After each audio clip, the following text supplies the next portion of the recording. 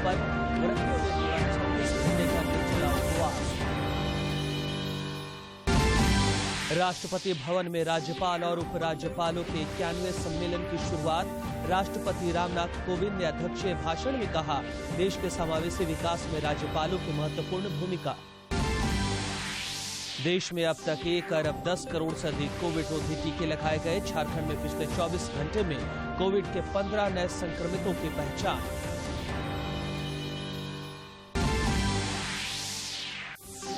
और रांची नई दिल्ली राजधानी स्पेशल ट्रेन आज से वाया बरकाकाना की जगह लोहरदगा पूरी होकर चलेगी।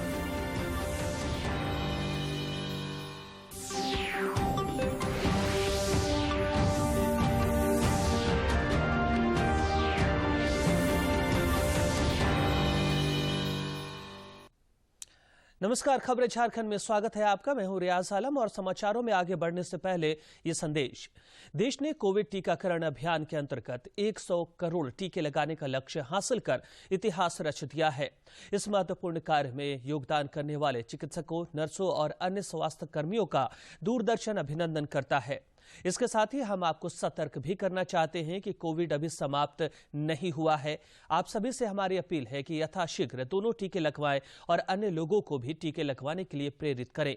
त्योहारों के समय कृपया इन 3 आसान उपायों का पालन अवश्य करें। मास्क लगाएं, 2 गज की सुरक्षित दूरी बनाए रखें, बार बार हाथ धोएं और चेहरा साफ रखें। कोविड से संबंधित जानकारी और मार्गदर्शन के लिए राष्ट्रीय हेल्पलाइन काम कर रही हैं।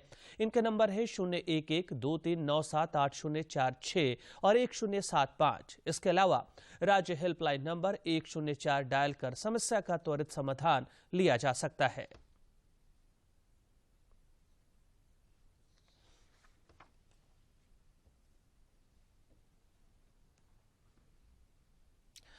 और अब समाचार विस्तार से। उदीयमान सूर्य को अर्घ्य अर्पित करने और पारण के साथ ही 4 दिवसीय छठ महापर्व संपन्न हो गया। इसके साथ छठ व्रतियों का 36 घंटे का निर्जला उपवास भी खत्म हो गया। आज के दिन को पारण भी कहते हैं क्योंकि इस दिन उगते सूर्य को अर्घ्य देने के बाद छठ व्रत का पारण कर लिया जाता है। छठ का पर्व विक्रम संवत में कार्तिक मास की षष्ठी तिथि को मनाया जाता है और परंपरा के अनुसार ये मनाया जाता है। और अगर हम परंपरा की बात करते हैं तो सूर्य भगवान और उनकी पत्नी उषा की पूजा जो है की जाती है। ये त्योहार पवित्रता, सूर्य भगवान की भक्ति से जुड़ा है, जिन्हें इस पृथ्वी पर जीवन का स्रोत माना जाता है और सभी इच्छाओं को पूरा करने वाले देवता के रूप में माना जाता है। सूर्योपासना के पर्व छठ का समापन उगते सूर्य को दिया गया अर्घ्य। नदी और तालाबों के किनारे व्रती महिलाओं ने अर्घ्य दिया। विभिन्न शहरों में छठ पूजा का उत्साह देखने लायक था। तड़के सुबह से ही छठ घाटों पर जुटने लगे लोग। इधर राजधानी रांची में भी उदीयमान सूर्य को अर्घ्य अर्पित करने के साथ ही सूर्योपासना और लोक आस्था का महापर्व छठ संपन्न हो गया। छठ व्रतियों ने आज उदीयमान सूर्य को अर्घ्य दिया। कपकपाती ठंड के बीच भीगे वस्त्रों में व्रती जलाशयों में हाथ जोड़े सूर्य देवता की प्रतीक्षा में थे। तब भगवान भास्कर ने उन्हें साक्षात दर्शन देकर उनका व्रत पूरा किया। करने वाला के लिए कोई कठिन नहीं है। माथे पर डलिया लेकर छठ व्रती जब घाट पहुंचे तो वहां सेवादारों की भी कमी नहीं थी। कोई ढोल बजाकर तो कोई ताशे बाजे से उनका स्वागत कर रहा था। दूध, गंगा जल और हवन सामग्रियों का वितरण किया जा रहा था तो आगंतुकों के लिए निःशुल्क की भी व्यवस्था थी। सुरक्षा कोरोना गाइडलाइन को फॉलो करते हुए हिंदू पर्वों में छठ सबसे कठिन व्रत है। यह बिना भेदभाव संपूर्ण विश्व को अपने प्रकाश से आलोकित करने वाले एकमात्र साक्षात देवता सूर्य की आराधना है। धरती के समस्त प्राणियों को जीवन ऊर्जा देने के लिए कृतज्ञता का भाव भी है छठ। रांची से अवधेश गौतम की रिपोर्ट। पश्चिमी सिंहभूम जिले में धूमधाम के साथ छठ महापर्व संपन्न हो गया। छठ महापर्व पर मंत्री जोबा मांझी ने भी चक्रधरपुर के पास सोनुआ में उदीयमान सूर्य को अर्घ्य अर्पित किया। जिले के अन्य छठ घाटों पर भी हजारों की संख्या में छठ व्रतियों ने उदीयमान सूर्य को अर्घ्य अर्पित किया।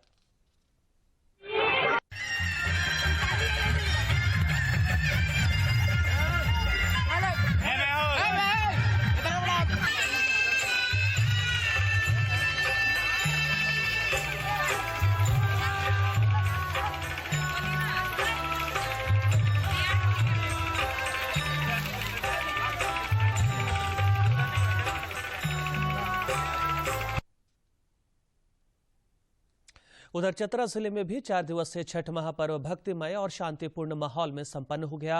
मौके पर श्रम नियोजन मंत्री सत्यानंद भोक्ता ने छठ घाट पहुंचकर भगवान भास्कर को अर्घ्य अर्पित किया और राज्य की खुशहाली की कामना की।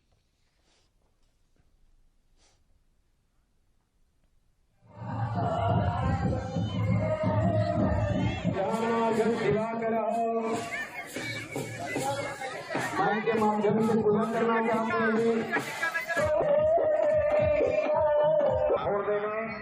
रोली सिंदूर जल नैवेद्य जो भी आपके पास उपयुक्त सामग्री है।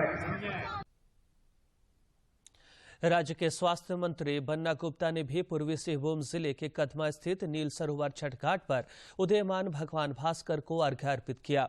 वहीं पूर्व मुख्यमंत्री और भारतीय जनता पार्टी के राष्ट्रीय उपाध्यक्ष रघुवर दास ने सिद्धगोड़ा स्थित सूर्यधाम मंदिर परिसर स्थित सरोवर में भगवान सूर्य को अर्घ्य अर्पित किया।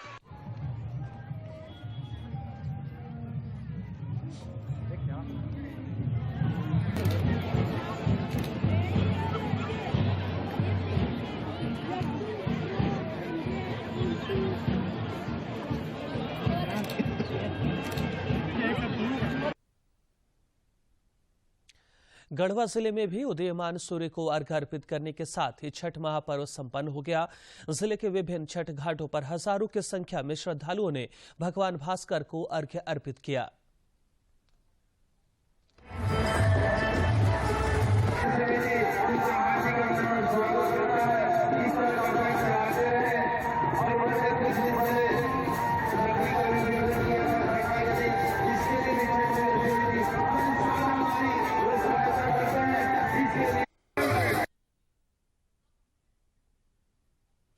खूंटी जिले में सूर्य षष्ठी को उदीयमान सूर्य को अर्घ्य अर्पित करने के साथ ही छठ महापर्व संपन्न हो गया।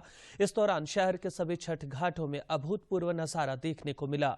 लोक आस्था के महापर्व छठ पर शहरवासियों ने सामूहिकता और एकजुटता का परिचय दिया।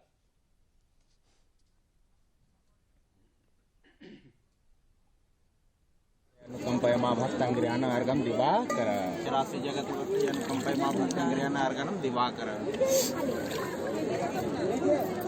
यही सूर्य शास्त्रता से। गोड्डा जिले के ग्रामीण और शहरी क्षेत्रों में उदीयमान सूर्य को अर्घ्य अर्पित करने के साथ ही 4 दिवसीय छठ महापर्व संपन्न हो गया। इस दौरान जिला प्रशासन की ओर से किसी भी दुर्घटना से बचाव के लिए हर संभव प्रयास किए गए थे। आप तमाम का नोट से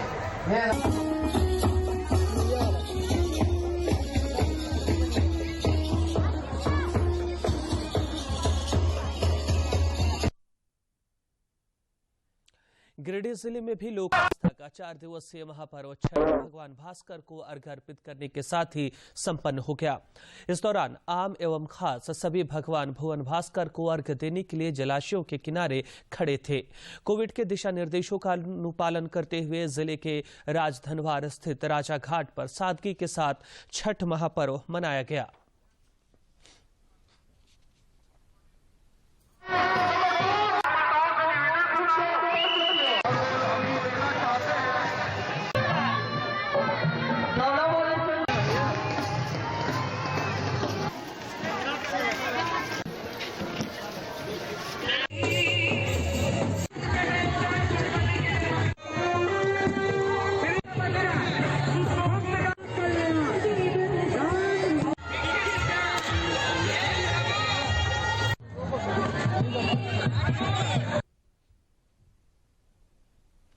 इस बीच राजधानी रांची स्थित दूरदर्शन केंद्र रांची के आवासीय परिसर में भी छठ महापर्व का आयोजन किया गया, जहां श्रद्धालुओं ने उदीयमान सूर्य को अर्घ्य अर्पित किया।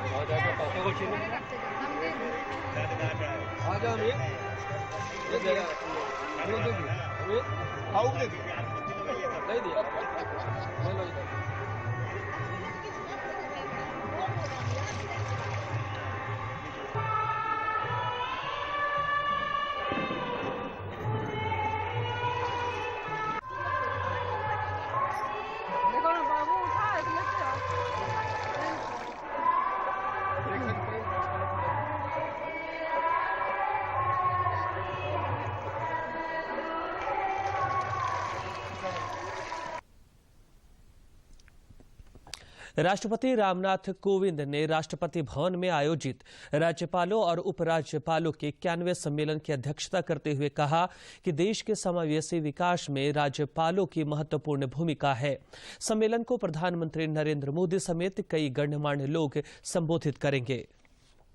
साल के बाद आज हम मिल रहे हैं। नवंबर 2019 में आयोजित पिछले राज्यपाल सम्मेलन के बाद नियुक्त हुए सभी राज्यपालों और उपराज्यपालों को भी मैं बधाई देता हूं। इसी दौरान राज्यपाल के रूप में हम सबके सहयोगी रह चुके श्री कल्याण सिंह जी, श्री लालजी टंडन और श्रीमती मृदुला सिन्हा जैसे मूर्धन्य जन सेवक अब हमारे बीच नहीं रहे। सार्वजनिक जीवन में अपने योगदान और व्यक्तित्व से राज्यपाल के पद को विशेष गौरव प्रदान करने वाली इन सभी विभूतियों का मैं सादर स्मरण करता हूं।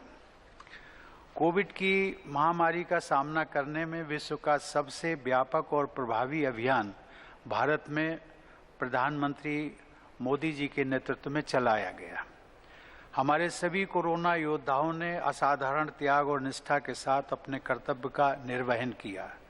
सरकार की अभूतपूर्व पहल एवं हमारे वैज्ञानिकों और उद्यमियों के प्रयासों के बल पर देश में वैक्सीन का विकास और विशाल पैमाने पर उत्पादन संभव हो सका है।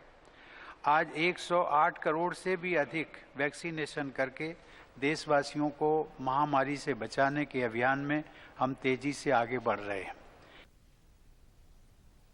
समाचारों का सिलसिला जारी रहेगा, लेकिन इस विराम के बाद।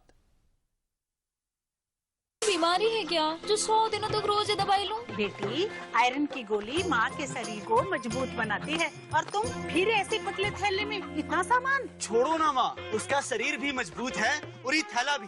ये देखो। बेटी, ये गोली खून की कमी नहीं होने देती और बच्चे को पोषण माँ से ही तो मिलेगा। ये लो, चांस क्यों लेना? चांस क्यों लेना है, चांस क्यों लेना। सभी को मेरी तरफ से जोहार, नमस्ते। त्योहारों का मौसम है। दीपावली, काली पूजा, छठ, सोहराय, अनेकों त्योहार हमारे सामने हैं। खुशियों का महीना है। सभी लोगों को मेरी ओर से दीपावली, काली पूजा, छठ, सोहराय के लिए ढेर सारी शुभकामनाएं। और याद रखें, कोरोना अभी समाप्त नहीं हुआ है और हमें अपनी परंपराओं को भी आगे ले जाना है। सावधानी के साथ हम त्यौहार मनाएं, खुद भी सुरक्षित रहें, सभी को सुरक्षित रहें और त्यौहार भी सुंदर से। बहुत बहुत धन्यवाद।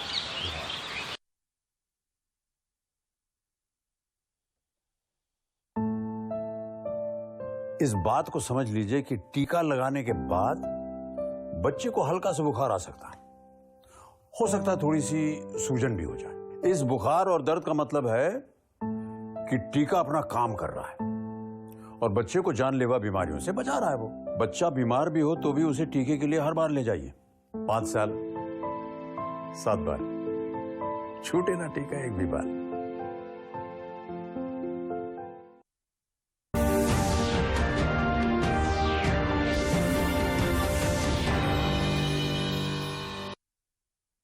खबरों में आगे बढ़ेंगे। देश में कोविड के खिलाफ जारी जंग में टीकाकरण अभियान तेज गति से चल रहा है।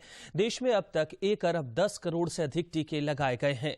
केंद्र सरकार राष्ट्रव्यापी टीकाकरण अभियान के अंतर्गत राज्यों और केंद्र शासित प्रदेशों को निःशुल्क टीका उपलब्ध करा रही है। 57,54,817 टीके लगाए गए।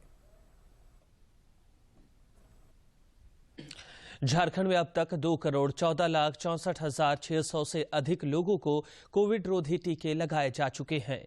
इनमें से 1,53,000 से अधिक लोगों को पहला डोज और 60,000 से ज्यादा लोगों को दोनों डोज मिल चुके हैं।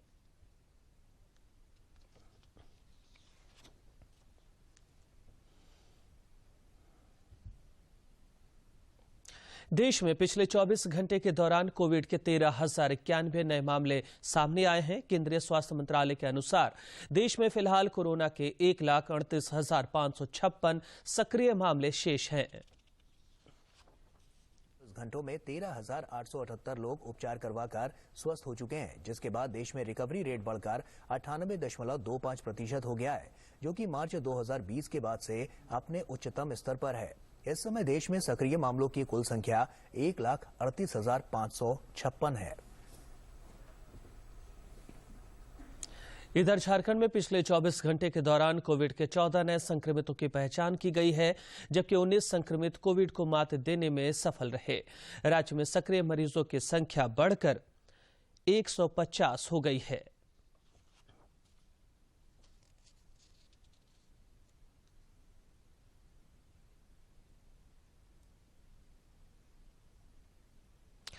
केंद्रीय स्वास्थ्य मंत्री मनसुख मांडविया हर घर दस्तक अभियान को गति देने के लिए आज सभी राज्यों और केंद्र शासित प्रदेशों के स्वास्थ्य मंत्रियों के साथ वर्चुअल बैठक करेंगे। इस अभियान का उद्देश्य उन सभी वयस्क लोगों को कोविड टीकाकरण सुनिश्चित करना है जिन्हें अब तक पहला डोज नहीं लगा है या जिनका दूसरा डोज बाकी है। रांची नई दिल्ली राजधानी स्पेशल ट्रेन आज से वाया बरकाकाना की जगह लोहरदगा टोरी होकर रवाना होगी। रेलवे की ओर से ये जानकारी दी गई है कि ट्रेन संख्या 02453 रांची नई दिल्ली राजधानी एक्सप्रेस आज लोहरदगा टोरी होकर रांची से शाम 5:15 के स्थान पर शाम 6:25 पर खुलेगी। केंद्रीय कैबिनेट ने आगामी 15 नवंबर को भगवान बिरसा मुंडा की जयंती को जनजातीय गौरव दिवस के तौर पर मनाने का निर्णय लिया है। भगवान बिरसा मुंडा ने न सिर्फ देश को अंग्रेजी शासन से मुक्ति दिलाने में बड़ी भूमिका निभाई, बल्कि वे एक बड़े समाज सुधारक भी थे।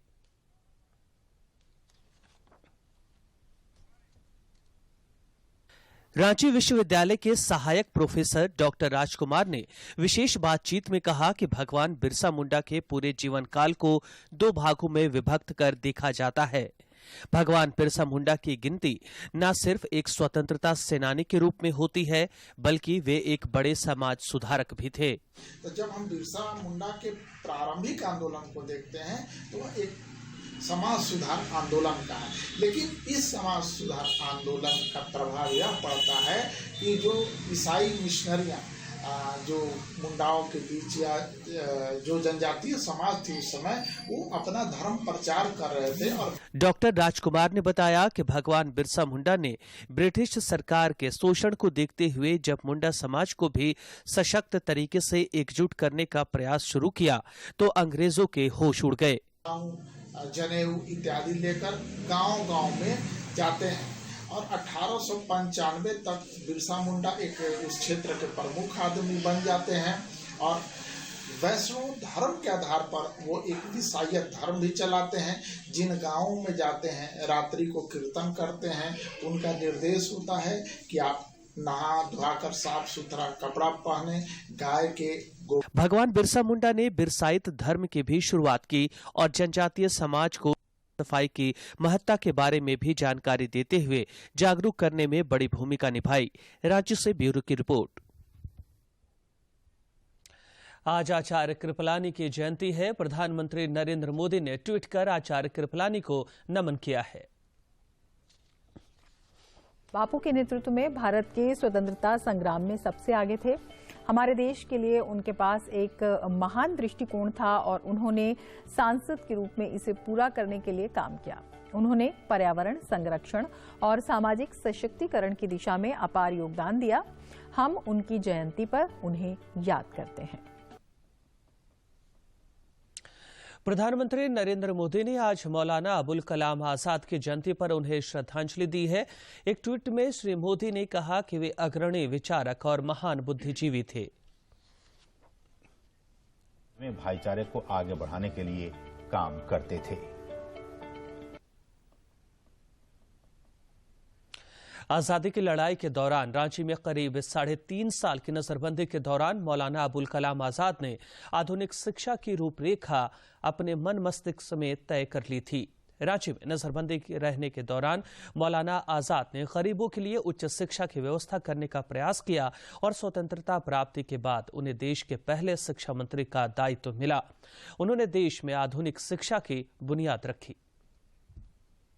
उन्हें रांची में रखने का आदेश दिया। उन्होंने रांची स्थित अंजुमन इस्लामिया की नींव खुद अपने हाथों से रखी थी। अंजुमन इस्लामिया के अध्यक्ष मोहम्मद इब्रार अहमद का कहना है कि नजरबंदी में हर दिन पुलिस स्टेशन में हाजिरी लगानी पड़ती थी। रांची में जो मौलाना आजाद रहे हैं तो बड़ा दिलचस्प वाकया कई बार हुआ है।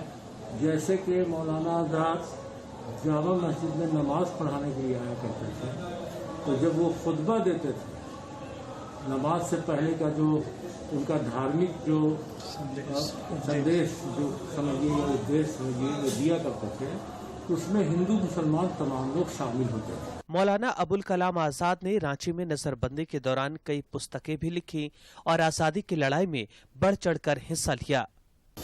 कई किताबें उन्होंने लिखी हैं, कुरान का तफसीर या तफसीरुल कुरान, या जो है फिर आपके बाद एक जामे शवाहिद एक बुकलेट है, ये उन्होंने जो है लिखा था।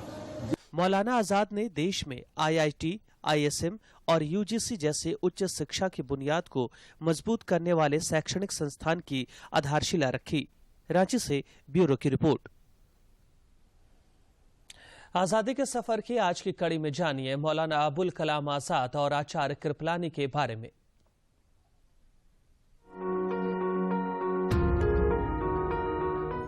11 नवंबर मौलाना अबुल कलाम आजाद की जयंती है। 1888 में मक्का में जन्मे अबुल कलाम आजाद ने अपने पिता और अन्य शिक्षकों से कलकत्ता में घर पर पारंपरिक इस्लामी शिक्षा प्राप्त की। वे अरबी, अंग्रेजी, उर्दू, हिंदी, फारसी और बंगाली जैसी कई भाषाओं के अच्छे जानकार और एक विख्यात विद्वान तथा कवि थे। उन्होंने धर्म और जीवन के संकीर्ण दृष्टिकोण से अपनी मानसिक मुक्ति के संकेत के रूप में उपनाम आजाद को अपनाया।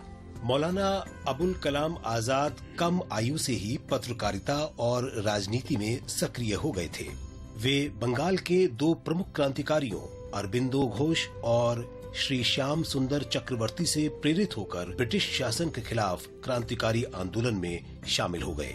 2 वर्षों के भीतर मौलाना अबुल कलाम आजाद ने पूरे उत्तर भारत और बॉम्बे में गुप्त क्रांतिकारी केंद्र स्थापित करने में मदद की। 1912 में मौलाना आजाद ने उर्दू में अल हिलाल नाम से एक साप्ताहिक पत्रिका की शुरुआत की। सरकार ने 1914 में अल हिलाल पर प्रतिबंध लगा दिया।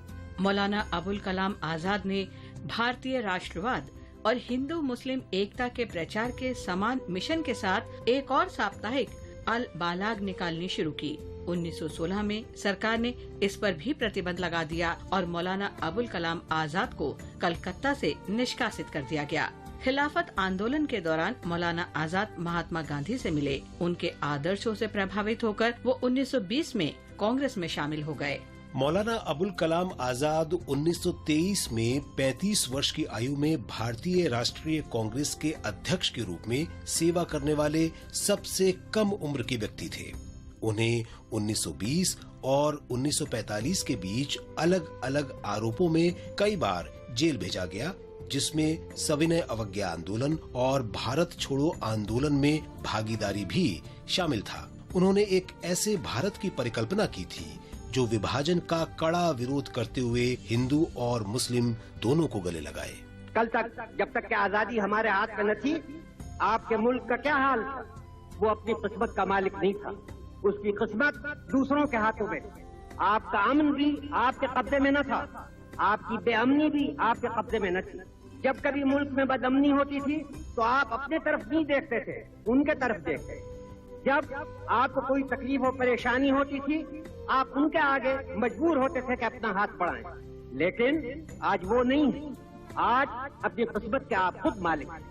मौलाना अबुल कलाम आजाद संविधान सभा में विशेषकर शिक्षा से संबंधित चर्चाओं में सक्रिय रूप से भाग लेते थे। उनका मानना था कि एक राष्ट्र के रूप में भारत को उच्च शैक्षिक मानकों की आकांक्षा करनी चाहिए।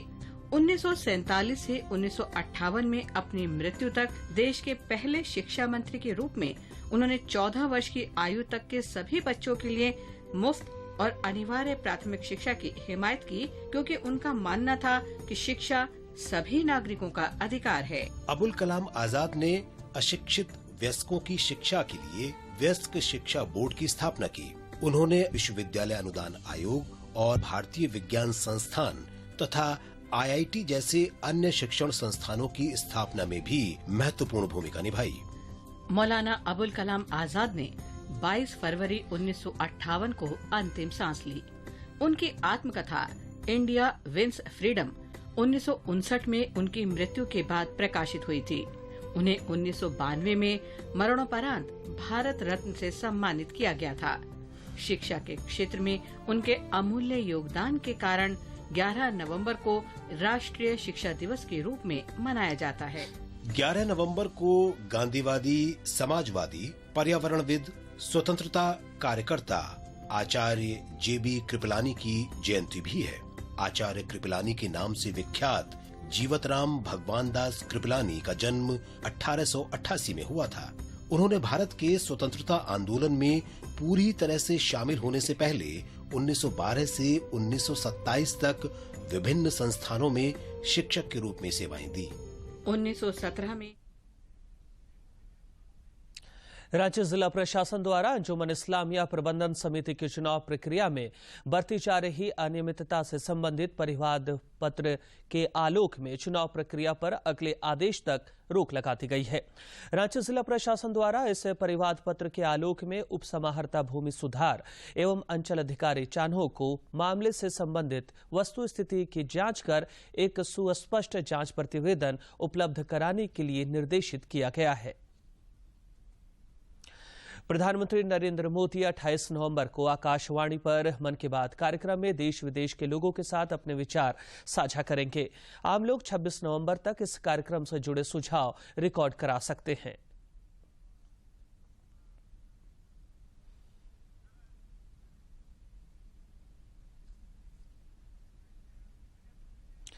और अंत में मुख्य समाचार।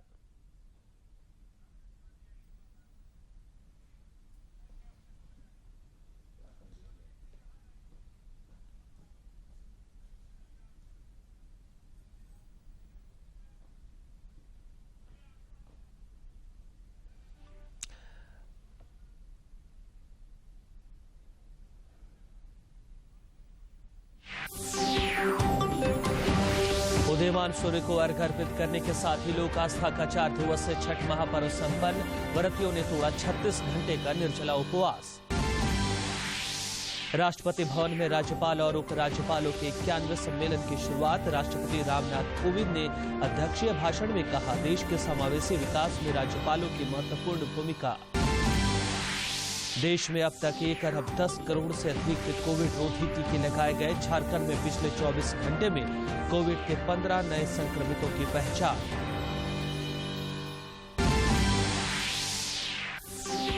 और रांची नई दिल्ली राजधानी स्पेशल ट्रेन आज से वाया बरकाकाना की जगह लोहरदगा टोरी होकर चलेगी।